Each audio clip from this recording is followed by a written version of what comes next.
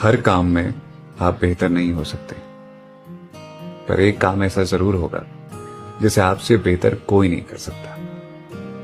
तो इधर उधर भटकने के बजाय किसी एक काम पर फोकस करो और अपनी पूरी जिंदगी उसी के पीछे लगे। देखना, एक दिन ऐसा जरूर होगा कि वो काम आपकी पहचान बन जाए।